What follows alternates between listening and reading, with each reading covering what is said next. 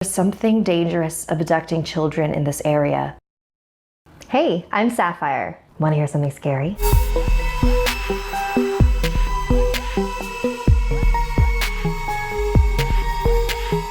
You've heard of the Slender Man, but have you heard of the tall, slender woman?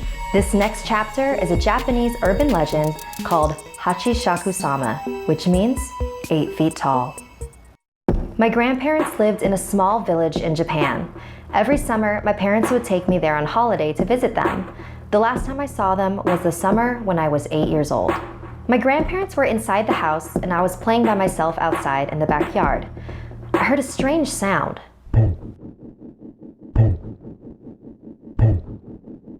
I didn't know what it was and it was hard to figure out where it was coming from.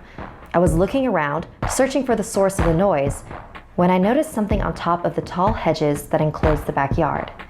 It was a straw hat. It wasn't resting on the hedge, it was behind it. That's where the sound was coming from. Then the hat began to move. It stopped at a small gap in the hedge and I could see a face peering through. It was a woman, but the hedges were high, almost 8 feet tall. I was surprised at how tall the woman was. I wondered if she was wearing stilts or some sort of huge high-heeled shoes. Then, a split second later, she walked off and the strange noise disappeared with her, fading into the distance. Confused, I got up and ran back into the house. My grandparents were in the kitchen drinking tea. I sat down at the table and told my grandparents what I had seen. They weren't really paying attention to me until I mentioned that distinctive sound. They both froze. Grandma's eyes grew wide and she covered her mouth with her hand. Grandpa's face became very serious and he grabbed me by the arm. "This is very important," he said, very intensely. "How tall was she?" "As tall as the garden hedge."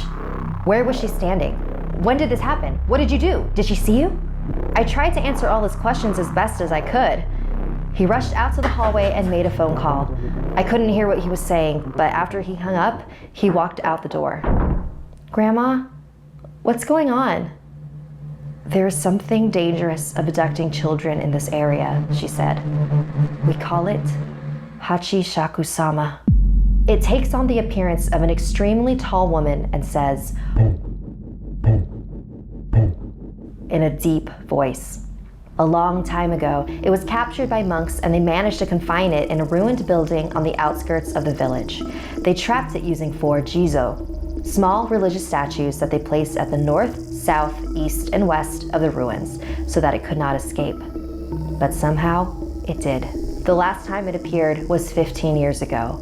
My grandmother said that anyone who saw it was destined to die within a few days. It all sounded so crazy. I wasn't sure what to believe. Just then, my grandpa came back, but with an old woman who called herself Kei-san. They took me upstairs to my bedroom and began covering the windows with newspaper, with ancient runes written all over them. Kei-san placed small bowls of salt in all 4 corners of the room and a small Buddha figure in the center. "Soon the sun will be setting, so listen carefully. You must stay in this room until 7:30 tomorrow morning. Do not open this door for any reason." She placed a bucket in my hands.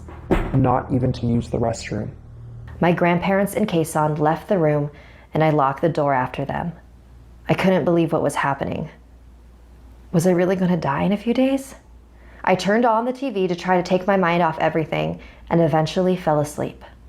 I was awakened around 1 a.m. by a tapping sound on the window. "It's probably just a tree or something," I told myself.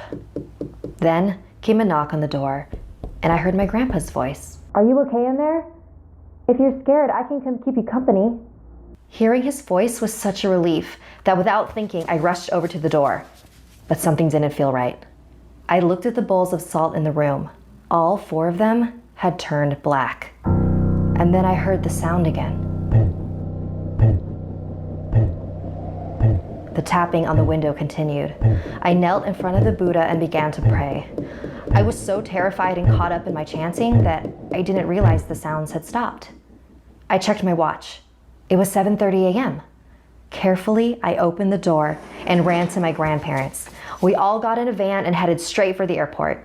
Apparently, there were others who had escaped the grasp of Hachisaku-sama as long as they never stepped foot in Japan again. So 2 years ago, when my grandpa got sick, he refused to let me visit him. He even left strict instructions in his will to not let me attend his funeral. I couldn't believe that this creature prevented me from saying goodbye to him. So when my grandma called a few days ago to tell me she had been diagnosed with cancer, I wasn't gonna let her stop me from visiting. It's been 10 years, Grandma, and nothing has happened to me. We don't even know if this thing is real. I'm not gonna let it stop me from seeing you. If you say so, dear. I love you, Grandma.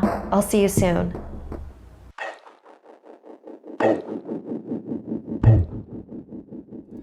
Like this video if it gave you the chills, and don't forget to subscribe to Snarled and our sister channels Hissy Fit and Slaytrix. If you or anyone you know have any unique paranormal experiences, message me on Instagram and I might feature your story. And if you dare to follow me, my links are in the description below.